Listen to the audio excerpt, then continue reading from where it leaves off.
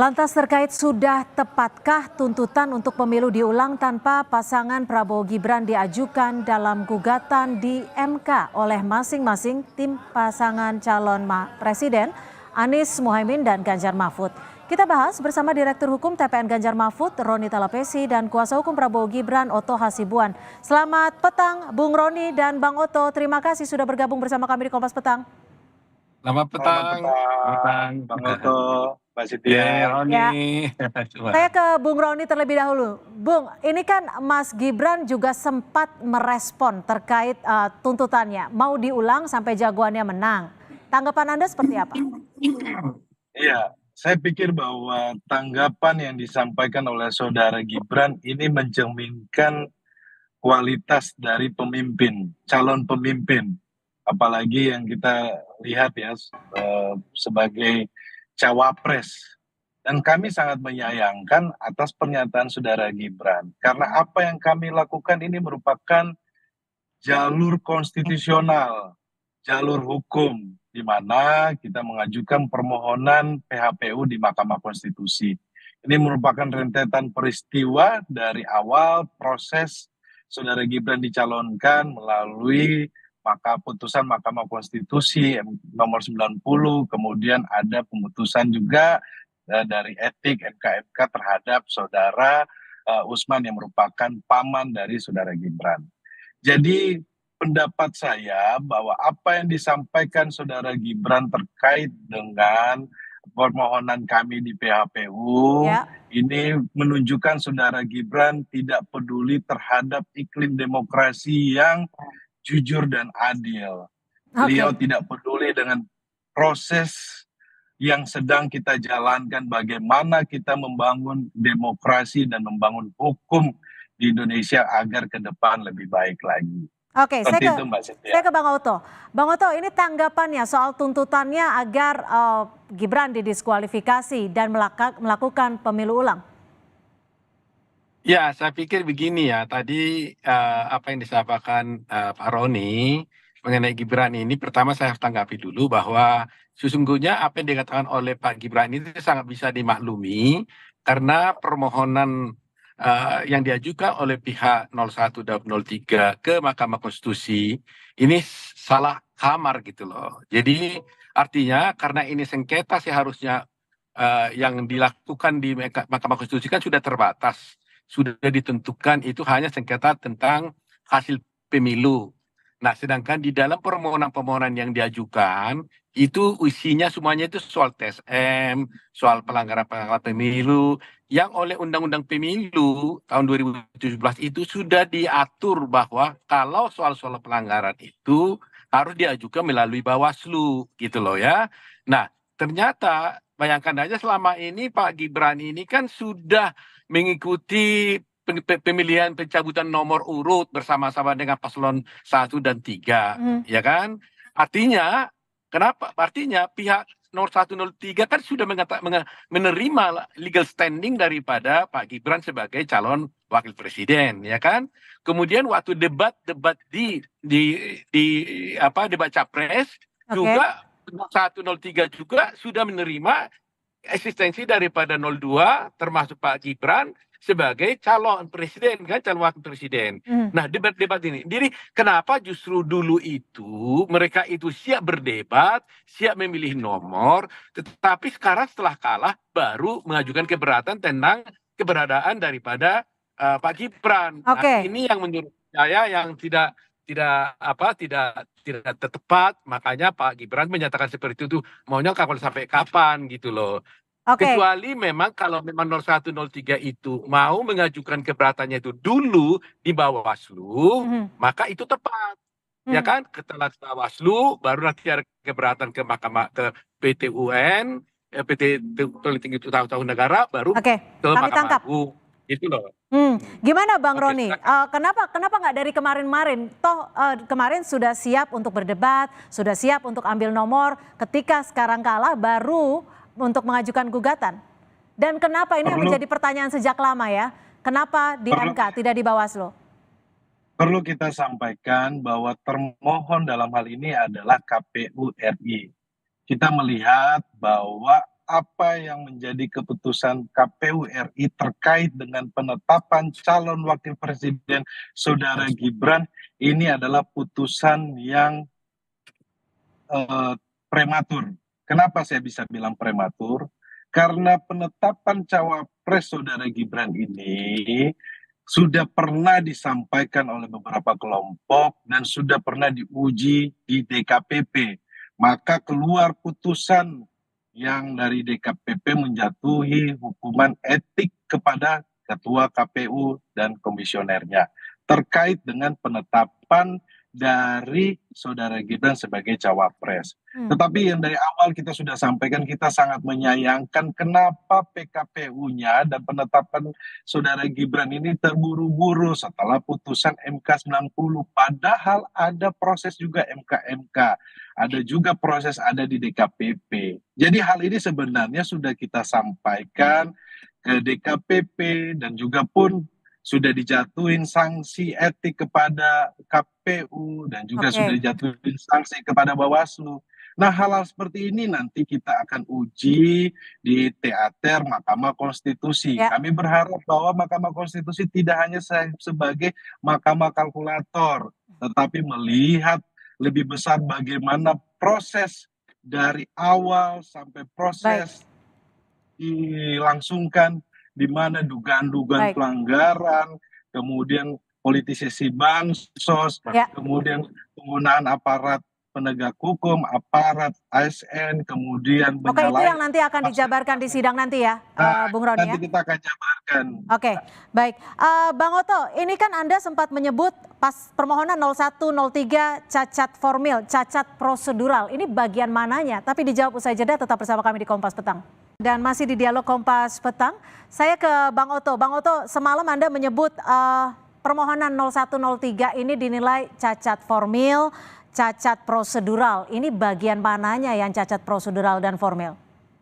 Ya, jadi begini ya, to the point saya sampaikan, di dalam Undang-Undang Pemilu dan Undang-Undang Mahkamah Konstitusi dan juga di PMK ya, PMK MK tahun 2023 sudah diatur hal-hal mana saja yang masuk menjadi ranah dari MK.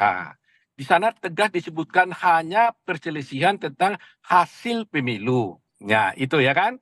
Bahkan di dalam PMK disebutkan bahwa permohonan-permohonannya pun pokok-pokoknya itu harus memenuhi persyaratan, yaitu mengenai tentang perselisihan tentang suara ya, hasil suara yang diperoleh, mana yang benar, mana yang tidak benar menurut si pemohon.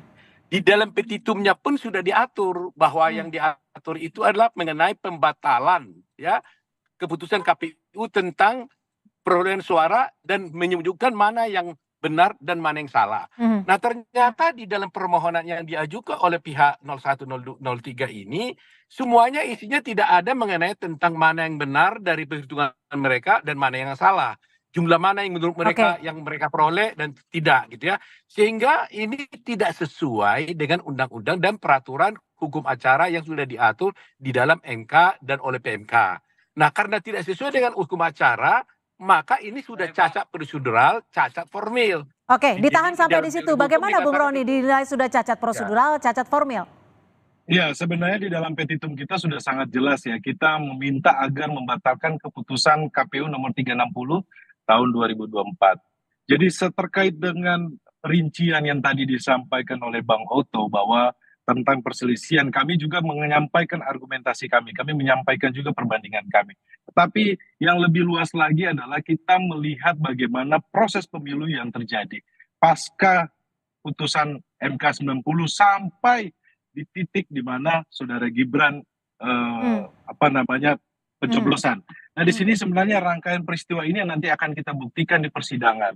Dan yang paling kita soroti adalah TSM-nya, Mbak. Karena faktor dari TSM ini sangat penting agar bisa meyakinkan dari hakim. Karena kami melihat sudah ada putusan hakim yang membatalkan pencalonan, mendiskualifikasi. Sudah pernah ada kepala daerah. Maka kami melihat bahwa peluang terhadap ini sangat terbuka jelas karena kita melihat bagaimana proses TSM ini.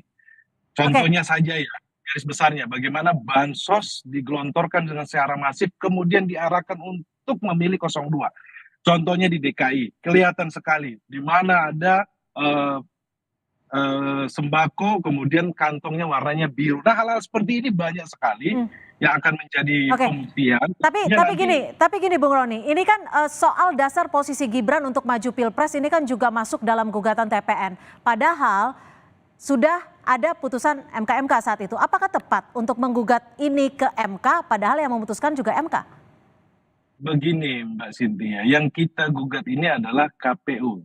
Pihak termohon ini adalah KPU berdasarkan penetapannya saudara Gibran. Karena apa? Diperkuat dengan ada putusan DKPP. Nah, ini kan semua satu peristiwa, rangkaian peristiwa hukum yang ada gitu. Hmm. Maka kita ajukan kepada majelis, kepada hakim Mahkamah Konstitusi. Nah, terkait dengan peristiwa yang kita akan buktikan terkait dengan TSM, kemudian terkait dengan penggelontoran bansos, kemudian terkait dengan keterlibatan aparat, kemudian bagaimana menggunakan fasilitas negara, hal-hal seperti ini yang sudah terlihat di depan publik, di hadapan publik, Oke. ini yang akan kita buktikan dan kita dalami lebih dalam lagi. Baik, Seperti itu, Mas. Bang Oto, ini kan nanti akan masuk dalam permohonan gugatan. Anda sebagai pihak terkait, nanti jawaban-jawabannya sudah disiapkan sedemikian rupa?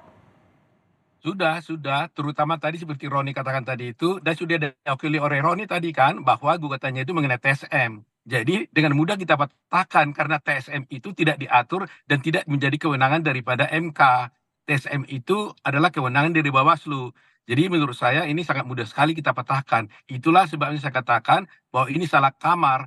Kalau gugatannya mengenai tol TSM, seharusnya mereka melaporkan ini ke Bawaslu, tidak kepada MK. Karena di MK itu hanya terbatas. Karena pasal 475 Undang-Undang Pemilu mengatakan bahwa hanya, ada kata-kata hanya di sana, hanya mengenai tentang perselisihan tentang hasil pemilu. Jadi hanya satu kewenangan yang dimiliki oleh MK dalam sengketa Pilpres ini. Ya, karena ini kan proses yang panjang kan, mengenai pelanggaran di Bawaslu, mengenai hasil perolehan suara itu di MK. Begitu, sudah diatur sedemikian rupa. Jadi itu sebab saya katakan dengan mudah sekali kita patahkan ini. Nah, kalau umpamanya dikatakan bahwa ada putusan-putusan MK tentang pilkada, ini yang jadi soal bahwa putusan pilkada dengan putusan di MK dengan sengketa Pilpres itu berbeda, nggak bisa apple to apple itu ya.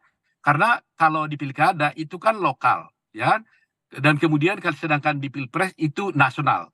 Kedua, nggak bisa dibandingkan putusan itu karena putusan pilkada yang diajukan itu kasusnya berbeda dengan yang ada di Pilpres. Kalau yang dimasukkan oleh Roni tadi itu yang di pilkada itu memang ada satu pejabat calon kepala daerah yang melakukan tindak pidana. Jadi karena dia melakukan tindak pidana sudah dihukum, maka dia tidak sah menjadi calon. Ya wajar dong. Orangnya yang salah bukan undang-undangnya. Padahal di kasus ini Gibran sudah sah memenuhi ketentuan yang diputuskan oleh MK. Jadi kalau sudah putusan MK itu adalah final and binding, maka tidak bisa dipersoalkan lagi. Itu prinsip hukum yang berlaku. Gitu. Oke, Bung Roni, disebut akan sangat mudah nih dipatahkan. Lalu ada bukti apa saja yang akan Anda ajukan oleh tim hukum TPN?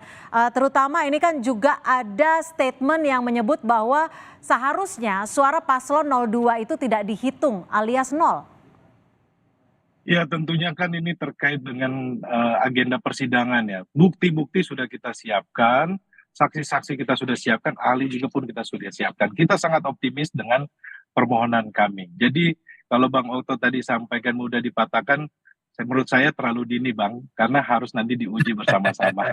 Karena tentunya kan kami berharap hakim menggunakan hati nuraninya. Jadi kita tidak terjebak lagi nanti di publik menyampaikan Mahkamah Konstitusi sebagai mahkamah kalkulator. Bagaimana tugas kita mengembalikan marwah Mahkamah Konstitusi sejak putusan MK 90 dan MK. Seperti itu. Oke, singkat terakhir dari Bang Oto, persiapan untuk besok apa saja nih? Berapa saksi, ahli dan juga barang bukti yang disiapkan? Kalau kita sih tidak begitu sibuk ya, kita biasa-biasa saja menghadapi gugatan ini, kita udah siap, ya tinggal kita nanti besok dinyatakan sebagai pihak terkait, kita upload di website, kemudian kita akan hadir pada tanggal 28 kalau sudah diundang oleh Mahkamah Konstitusi. Soal saksi-saksi ahli itu kan tergantung kepada pemohon. Kalau mereka bereaksi A, ya tentunya bereaksi sesuai dengan A dan sebagainya. Jadi kita tidak begitu mempersiapkan semuanya, tapi ready, artinya siapkan hanya kalau ada serangan begini, kita sudah begini. Udah ready semua lah, tidak terlalu sulit buat kita gitu. Oke, Bung Roni, terakhir apa yang akan disiapkan? Ini sepertinya akan begadang malam ini ya. Dan kalau nggak salah dibatasi 10 orang, siapa saja yang akan masuk ke dalam ruang Ya, sidang? kita tentunya sudah mempersiapkan jauh-jauh hari permohonan kita sudah mempersiapkan strategi dan kita sudah membagi tugas ya dari para setiap pengacara tentunya mempunyai expertise masing-masing. Dalam hal ini nanti kita akan sampaikan kepada publik tentunya nanti kejutan-kejutannya seperti apa kita nantikan saja nanti. Baik, kejutannya seperti apa kita saksikan mulai besok 27 Maret 2024 dan keputusannya pada 22 April kalau tidak salah. Terima kasih Bung Roni Talapesi, juru bicara tim hukum keadilan demokrasi Ganjar Mahfud dan juga Abang Oto Hasibuan, Wakil Ketua Tim Hukum Pembela Ganjar Mahfud. Terima kasih. Bukan. Prabowo Gibran, Prabowo Gibran, terima kasih telah bergabung bersama kami. Terima kasih, selamat sore.